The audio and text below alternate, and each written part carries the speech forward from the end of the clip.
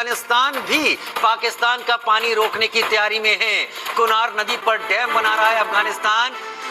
Afghan general ने कहा है ये पानी हमारा खून है, इसे बहने नहीं देंगे। तेज दरे तरचोल आगा कमी उबदी होश है आगा कमी उबदा दिन दल तबान पे बांध जोड़ शवा है। कहना ये है कि जी पाकिस्तान को चाहिए कि वो हाफिज सईद को भारत के हवाले कर दे, उससे बहुत से इश्यूज जो है वो अपने आप ही खत्म हो जाएंगे। मेरा ख्याल है वो बिल्कुल ठीक कह रहे हैं और मैं भी इस बात से बिल्कुल एग्री करती हूँ। पाकिस्तान अब बस जिद नजर आ रहा है कि जी वो ये डैम बनाने जा रहा है अपने वाटर रिसोर्सेज को देखते हुए, और उनकी जानिब से ये कहा जा रहा है कि सिचुएशन पर ये बात नहीं करते, उसका कोई हल नहीं निकला, तो क्या ये हल निकले? पाकिस्तान में रेफ्यूजीज जो रह रहे थे काफी टाइम से, उनको पाकिस्तान ने निकल जाने का कहा था और कहा यही था कि क्योंकि हमारे यहाँ टेररिज्म होती है, हमारे यहाँ ये होता है वो होता है, तो इनको जाने का कहा गया था।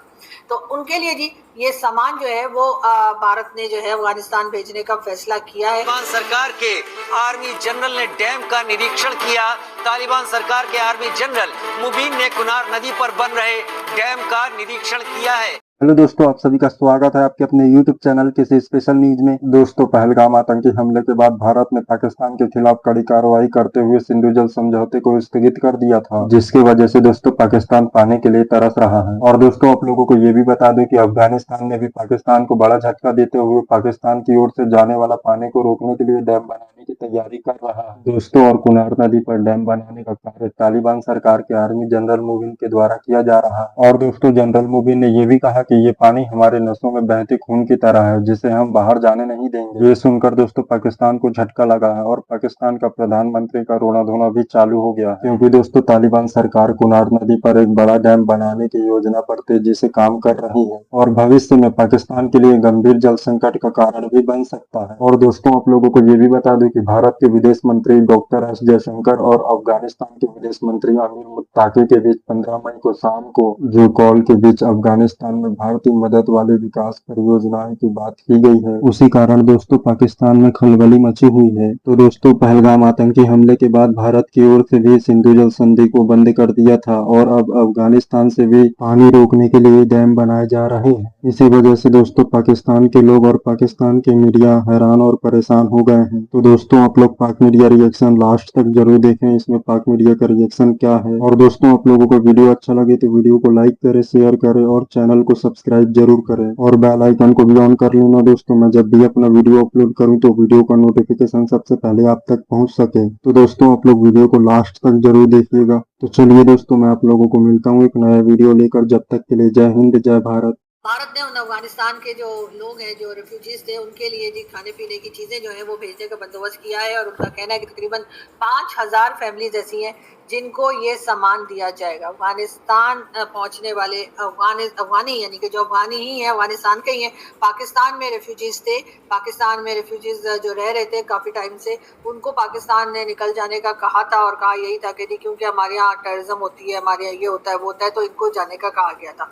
तो उनके लिए जी ये सामान जो है वो भारत ने जो है अफगानिस्तान भेजने का फैसला किया है और ये जी तकरीबन 5000 फैमिलीज को ये समझे राशन है, खाने पीने की चीज़ें हैं वो दी जाएंगी। लेकिन पूछना ये था कि अफगानिस्तान के लोग तो बीफ बहुत खाते हैं, अफगानिस्तान के लोग तो वेजिटेबल्स मैंने सुना है नहीं खाते कोई खास, तो फिर मोदी जी क्या करेंगे, किस तरीके से इनको चीज़ें पहुंचाई जाएंगी। लेकिन डेफिनेटली और भी बहुत सी चीज़ें होती हैं, फ्रूट्स होते हैं, ड्राई फ्रूट्स होते हैं। ड्राई फ्रूट तो हमें ख्याल अफगानिस्तान में भी काफ़ी होते होंगे और क्या चीज़ें हैं खैर बोले समय नहीं पता। लेकिन यहाँ पर मैंने जिससे भी बात की कि जी भारत देखिए अफगानिस्तान के लोगों की मदद कर रहा है, जो हमने निकाल दी है उनको खाने पीने की चीज़ें भेजी जा रही हैं। तो उनका कहना ये था कि अफगानिस्तान के लोग तो गोश्त बहुत खाते हैं, चिकन बहुत खाते हैं, मटन और इस तरह की चीज़ें बहुत खाते हैं, तो क्या मोदी जी वो प्रोवाइड करेंगे या सिर्फ फ्रूट्स और मिठाइयाँ और इस तरह की चीज़ों की। तो खैर ये डिटेल तो हमारे जो हिंदुस्तानी दोस्त हैं वही हमें बता सकते हैं कि भारत ने क्या भेजा है। लेकिन बहरहाल कुछ ना कुछ भेजा है और उससे साफ जाहिर होता है कि पाकिस्तान के बाद यानी पाकिस्तान से निकलने के बाद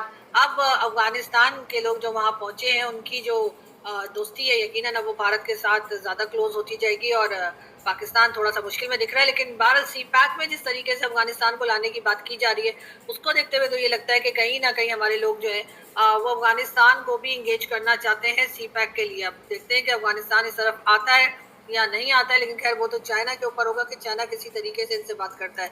मगर ये बहुत अच्छी बात है कि भारत ने जो है वो इन रेफ्यूजीज को जो कि वापस अपनी कंट्री पहुंचे हैं उनके लिए मदद करने के लिए खाने पीने का सामान उनको भेजा है। पाकिस्तान और हिंदुस्तान की बात करें दोबारा तो दोनों तरफ से ही डेलीगेशंस जो है वो यूरोप और अमेरिका जाने के लिए तैयार हैं और इसी मंथ में कुछ ही दिनों में जो है यहाँ से रवानगी होगी और वहाँ जाके बताया जाएगा कि जी भारत ने हमारे पर अटैक किया तो हमने क्या किया और भारत ने हम पे अटैक क्यों किया और क्या क्या बातें पाकिस्तान अपनी तरफ से ये पॉइंट ऑफ व्यू जो है ये अमेरिका और यूरोप और कई जगह पर देने की तैयारी में है। लेकिन उसके साथ ही साथ ये देख लीजिए, आपको फोटोज भी मैंने आपसे कहा था कि मैं दिखाऊंगी आपको जैसे ही नाम फाइनल हो जाएंगे, तो जिसमें आपको बिलावल भुट्टो जरदारी भी दिखाई दे रहे हैं, खुर्रम दस्तगीर खान साहब भी दिखाई दे रहे हैं, फैसल सब्जवारी भी हैं, हिना रब्बानी खर भी हैं और उनके साथ साथ शीरी रहमान साहिबा जो है वो भी दिखाई दे रही है, मुसद्दिक मलिक साहब भी दिखाई दे रहे हैं और भी कई चेहरे दिखाई दे रहे हैं आपको। और ये सब लोग जो है ये पाकिस्तान की तरफ से जाकर बात करेंगे, यूरोप में भी और अमेरिका की भी कई स्टेट्स में, और बताएंगे कि जी आखिर ये सब कुछ क्या हुआ था, ये जो झगड़ा चला था हिंदुस्तान के साथ। और जाहिर है कि ये अपने पैसे से तो जाएंगे नहीं, सरकारी खर्चे पे जाएंगे और मेरे जैसे आम सिटीजन जो सुबह से रात तक काम करते हैं, वर्किंग क्लास जो है उसके टैक्स के पैसे से ये घूम फिर कर वापस आएंगे। लेकिन ये अकेले नहीं जाएंगे, इनके साथ साथ भारत की तरफ से भी एक डेलीगेशन जाएगा जो यकीनन ये बताएगा कि भारत ने अटैक क्यों किया और उसके बाद किसको क्या मिला। कहा यह भी जा रहा है कि जी इजराइल में जो हिंदुस्तान के एम्बेसडर हैं उनका कहना यह है कि जी पाकिस्तान को चाहिए कि वो हाफिज सईद को भारत के हवाले कर दे, उससे बहुत से इश्यूज जो है वो अपने आप ही खत्म हो जाएंगे। मेरा ख्याल है वो बिल्कुल ठीक कह रहे हैं और मैं भी इस बात से बिल्कुल एग्री करती हूँ और आज से नहीं हमेशा से करती हूँ कि हाफिज सईद को भारत के हवाले कर देना चाहिए। और हाफिज सईद को जैसे ही भारत के हवाले पाकिस्तान कर देगा सारे इश्यूज तो ख़त्म नहीं होंगे, लेकिन यकीनन कुछ ना कुछ इश्यूज जो है वो ख़त्म किए जा सकते हैं। अब देखते हैं कि पाकिस्तान इस तरफ कब सोचता है, इसलिए कि वैसे तो अब हम उस स्टेज पर आ गए कि जहाँ से मेरा ख्याल है कि हमारे पास दूसरा रास्ता नहीं है सिवाय इसके कि हम हाफिज सईद और इस तरह के लोगों को जो है या तो पाकिस्तान में ही इनके ऊपर सख्त सजाएं हों या फिर इनको दो चार को उठाकर और भारत के हवाले किया जाए। तो मेरा ख्याल है हाफिज सईद को भारत के हवाले कर देना चाहिए और वैसे भी इसी में हमारी भलाई है और इसी में हमारे लिए बेहतर रास्ता होगा और पाकिस्तान शायद थोड़ा बहुत प्रोग्रेस भी कर सके अगर हम ये टेररिज्म को पाकिस्तान से ही सबसे पहले ख़त्म करने की कोशिश करें।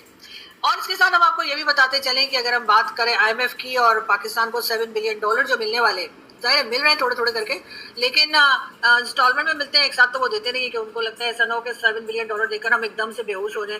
तो जी बात अब ये है कि $7 बिलियन तो के लिए तो किस्तें चल रही हैं, यानी एक के बाद एक इंस्टॉलमेंट्स हमारी आती हैं और वो किसी न किसी तरीके से हमें थोड़ा थोड़ा करके दिया जा रहा है। लेकिन उसके साथ साथ नई नई कंडीशंस भी जो है वो भी लगाई जा रही हैं अमेरिका की तरफ से या IMF की तरफ से। अब उसमें से एक ये कि जी जो प्रॉपर्टीज़ हैं यानी कि जो एसेट्स हैं, चाहे वो सिविलियंस के हों चाहे वो आर्मी के हों, वो डिक्लेयर किए जाएं। जी हाँ, वो IMF को उसकी लिस्ट चाहिए। IMF कह रहा है कि जी आप हमें बताइए कि आखिर आप लोगों के एसेट्स जो है वो आपकी फ़ौज के लोग जो हैं वो भी अपने एसेट्स डिक्लेयर करें और साथ साथ सिविलियन। जहाँ तक ये बात की जा रही है कि जी जो एसेट्स हैं वो डिक्लेयर किए जाएं सिविलियंस के भी और जो आर्मी के लोग हैं उनकी भी, तो यहाँ सिविलियन से भी मेरा मतलब है कि जो ये हमारे मिनिस्टर होते हैं, जो बड़े बड़े लोग हैं, इसलिए आम पब्लिक जो है उसका देने में तो इन्हें कोई प्रॉब्लम नहीं है। उसका डाटा अगर गवर्नमेंट दे दे तो उसमें तो जाहिर इन्हें कोई प्रॉब्लम नहीं है, लेकिन प्रॉब्लम इनको आ जाती है जहाँ पर के आर्मी की बात आ जाए।